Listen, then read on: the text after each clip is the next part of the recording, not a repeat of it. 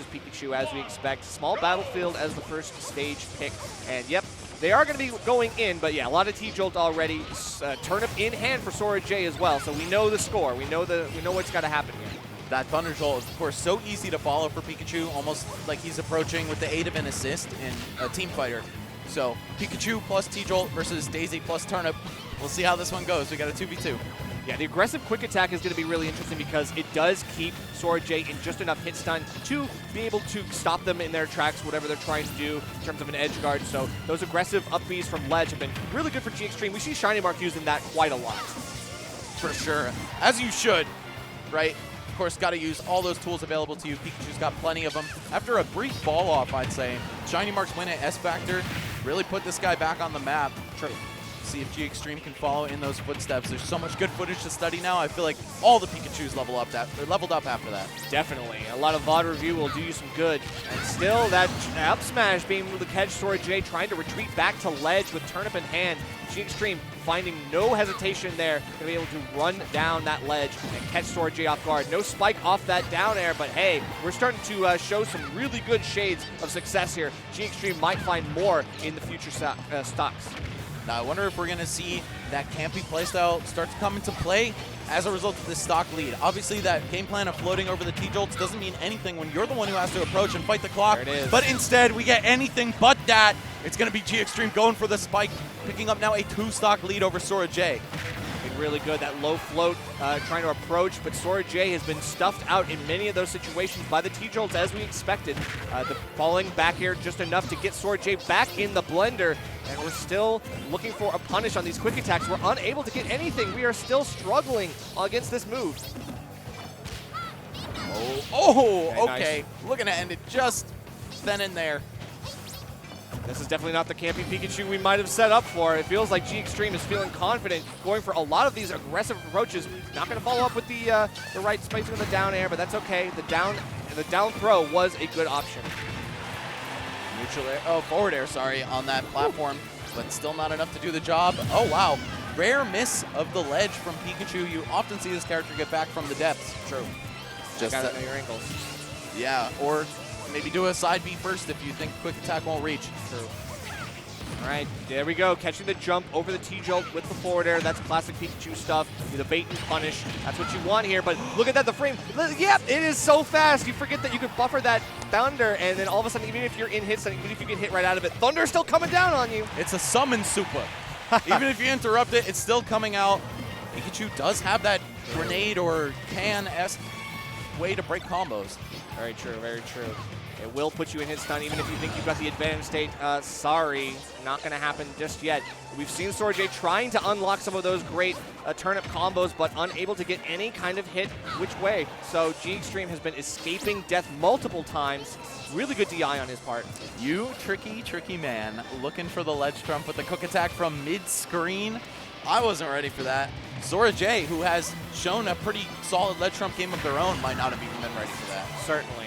Low float fair going to be able to send G-XTREME out, but how quickly we get back in with quick attack. The dot eyes going to fall by the wayside, and a forward air to take a two stock for G-XTREME. Very good stuff. Wow. Played that matchup amazingly well. Again, something that Pikachu players, at least in the past, have typically considered to be difficult for them.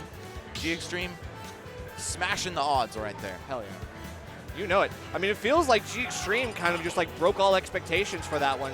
Sora J wasn't sure what to do, tried to do a little bit of the, okay, this is my flow chart, I have to play my game. But now you're playing G-XTREME's game. He set the pace, he set the rhythm of the game, of the set. Now it feels like even though we're going right back to the same stage, we got to see something change for Sora J. Maybe the instant dot eyes pick. I feel like that's been 3 that we've seen just in the 2 sets that we've had from Sora J plus 2 bombs. I'm serious. The luck is there. RNGesus blessing Sora J for this weekend at the very least. Either way, I guess that's what you can expect when you pluck so many turnips over the course of a game, right? Maximize the odds. Now, this game looks a hell of a lot different than the last one, Nerf. I don't know what changed, but it seems like when Sora J hits you, you do take a lot of damage. Yeah, and of course, Pikachu being very light means that you're very vulnerable to those kinds of hits because you get sent farther away and Sora J can just push you into the corner easily. And there we go. A call out like that, something risky, and Sora J just overtakes with the drift and goes for the back air. Very classic stuff. Bit of a desperation move from G-XTREME, if we're going to call a spade right now. Yeah. Just knowing that that isn't going to hit unless Sorajay's holding straight in, and it's going to be very punishable. And there's no need for it either, right? Because it's like, I feel like at 61%, there's not much you can do. Maybe you kill off of that, but like, I feel like it was desperation when you're in the lead. You're in the lead in the set. There's no reason to kind of break the bank for that kind of stuff. But either way, gonna be looking for some more of the forward air. And this time, Sorajay is just waiting patiently, letting G-XTREME make the approaches and punishing appropriately. That's the beauty of tournaments, man. G-XTREME knew that was a bad idea, but when the pressure's on, start making bad choices. Maybe it works. It's almost like, you know, someone else is calling the shots for you. It only works if your opponent's not expecting it, right? So it's like if they are expecting, or if they're ready for it, if they can react in time, yeah, it's going to be hard-pressed to take the damage and the stocks that you're looking for. But everything's worth a shot, I'd say. Oh, second dash attack comes through and actually does the job. G-XTREME now down by quite a bit, but it's looking a little bit better with the stocks evened up.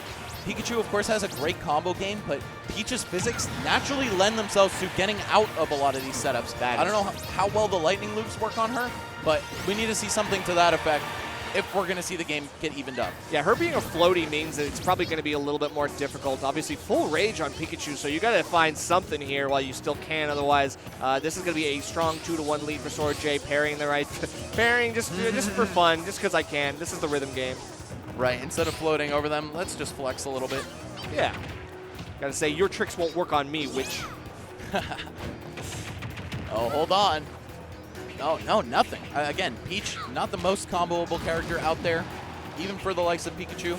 G-XTREME with a chance for the edge guard, but once again, a really not risky but desperate play once again. It was risky, but I'm like, yeah, Sorajay kind of playing a little cheeky right now. Like, just being like, all right, you know, if you're going to play this way, I'm going to just kind of play my own way. I'm going to just kind of make you look a little silly when you're looking for these spikes, and I'm just like floating right next to you like, I'm over here. I think Sorajay knows that all they have to do is not get got in a situation like this. And that's the most important thing. If you hold out on all of your opponent's combos, you don't make any crazy approaches or anything, you're probably chilling. There it is, the back air MDVA coming alive. Of course, this is the hometown hero. Yep. And now you just got to kind of like tap it in. That's all you got to do. So Sorajay finding the right things. Good combo. Doesn't get the right hit. The second turnip throw. I love it, but sends it in. And I think G-XTREME was smart. I think they might have known that Sorajay was looking for stuff like that so they can hold in on these things so they don't get caught by the 0 to deaths. Still not going to kill off that up smash. And I didn't expect Peach of all characters to tank that as effectively as we did, but we're good. Right, a mid-weight floaty character, usually going to die off the top earlier than is comfortable, but that said, Sorajay still looking just fine here, up an entire stock to the exact digit. Yeah, but that, yeah, we got the Saturn as well. Gotta watch out because you held his shield, right? You got to be careful about what you're doing. I know you want a shield right now, but this is where the pressure gets laid on, and Sorajay doing the right things. Good angle there, and leaping off with a downer. That's an unconventional option, it works. That pummel actually knocking Mr. Saturn off the stage too, but yeah. All right, there it is. Sorajay cleans it up, ties the set up at 1-1. Right. I feel like we're getting every flavor of this matchup, man. This is good. So many back and forth sets. This one is proving to be no different. G-XTREME now has the stage counter pick in hand, so I wonder, we saw a small battlefield both times. Obviously, Sorajay didn't feel like they needed to switch stages. This time, I think G-XTREME might be better off served somewhere like PS2. Or maybe I could see Hollow Bastion. My money's on PS2, but I also would not be surprised if Sorajay banned PS2 for the exact reasons that we're thinking right now. Yeah. So it might be something that we're not quite ready for. Either way, I think now after two, like, not long games, but long enough games. Second one was pretty long. Yeah. Right. They know what's going on. They're both keyed into each other's habits and play styles a little bit, enough to be comfortable. And I think we're going to get a down-to-the-wire match right here. Yeah, the only question is, are we going to see a timeout? G-XTREME known for their timeouts. We're sticking with it. Small battlefield it is. All right, we're feeling comfortable on this stage as well. Just said, okay, I won game one. It's all good. I just got to unlock that same potential, get the lead. I feel like the early lead is what really allowed both players in their respective games to win. Exactly. And I don't know, just saying we'll change the game plan, not the floor plan. Shoutouts Big Hazmat for that one. That's a good one. Yeah, there's no reason to blame the stage, right? Yeah. I just want to fight my opponent. Exactly. My gameplay is what I need to switch up, and that's the most important thing. And right now, we're going to be able to check Sora J looking for that rising forward air over ledge. This time G-XTREME wasting no time. A quick move like the back air, going to be able to stuff that out every time. Doing the right things, and this is what I'm talking about, the low floats getting caught yet again by the right placed T-jolts. Sora J got the turnip in hand. That just makes them so much more dangerous. Oh, and the ledge play with it is so sick. It's like, at the very least, you're making sure they get off. Right, and that was like 3 moves. That was like a turnip throw, then a down tilt, then a grab. 3 options. Whoa! Still, Sora J getting caught off stage by the forward air. That's so nasty. I like how they tried to take their time with the recovery to make it not so obvious, but Peach, Daisy, neither of them move very quickly when they're all the way out there. Right. So G-XTREME with the call out, trying to say, hey, shut up, commentators. I don't only camp. That's right. We're going in, and this has been the high-octane Pikachu play that I would hope to see, just because this is the way that you extend your lead. This is how you maintain that lead. A little haymaker from Sora J is not going to be enough. Looking for maybe a punish on a quick attack in, but this time I feel like we looked for it in the first game. We didn't get very much off of it. Still, these edge guards, it's been a struggle, but Sora J manages to bring this back. 2 stocks. Yeah, catching G-XTREME's return from the ledge right there. And now, suddenly we've got a very close to even game. Peach definitely with the more potent combo game in this matchup, I'd say. So Sora J not going to let that slight percent deficit phase them at all. Oh, okay. But G-XTREME pushing Sora J to the corner here. Good drag downs with these nairs. Feels like G-XTREME's doing the right thing. We catch Sora J in an early up B, but this time the parasol comes back in and just boots G-XTREME just a little bit farther back. Now Sora J with feet back on ground. How do we edge guard? Can we get something more for our money here? We might get close. Oh, wow, and look at that. Not only a reversal, but a changing of the lead here. Wow, looking for it all. Up smash definitely would have done the job, but G-XTREME's not going to make it that easy. No panic ledge roll here. Didn't even wait for the forward air to finish before Sora J is getting out of shield for the back air. G-XTREME not going to read that roll in on the tech. This time, having to go back to the drawing board. Looking for a forward smash, I feel like that's okay. You can catch some low floats with that, but Sora J doing the right things, trying to jump over, trying to maneuver, and we're just waiting for one of these hits to confirm. Oh, love that. Fastballing the back air at the last second just to get that landing hitbox. Oh, no! Rolls right past, picks up a kill with the forward smash of their own. This is so close right now, but Sora J with the lead and not exactly in danger of dying to the next hit. G-XTREME probably thought that they were at the right distance for roll coverage, but Sora J, I mean, Daisy has a large roll distance, so off the ledge, it feels like you can do whatever you want, but just not enough DI to survive that forward air either. We are going right down to the wire, as you said, Max. Last stock for Game 3. Who comes out on top? Oh, and the spacing on all of these moves, too good to be punished. You saw that scramble right there. It's going to be Sora J coming out on top, though. Keeps the ledge pressure up. A turnip throw as well. And now G-XTREME scrambling to get in. What can he get off of this back air starter? Only 2 up airs. Yeah, good holding out from Sora J. The DI saving their skin. Getting a good back side B to get back in. And now we're finding a little bit more of this, this anti-air presence. Got to stay alive here. Got to watch out because I know that Thunder, I think G-XTREME has been sitting on it for a while. We haven't seen it, and I think that might be their planned finisher if they're not careful.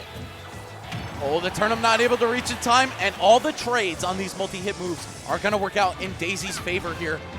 Run up shield, the hesitation. Sora J plays well, and we see another one. Is this going to be enough? Side B in, and look at that! Oh my God! The down smash, the pop off. Sora J takes it. What a catch on that down smash 2-frame. And all those turnip throws as well. You saw G-XTREME with one of the most flexible recoveries in the game, still struggling to pick a path that Sora J couldn't cover. Just that low arc that the turnip goes at, it's a menace for so many characters to deal with. Oh my, can we take a look at the replay? I gotta see it because it's like, oh my God. Like the angle that he sent straight up and in, trying to skate the edge of the ledge. Oh, you're good. It was basically just perfect spacing, and yet the long-lasting hit of the down smash, the multi-hits just spin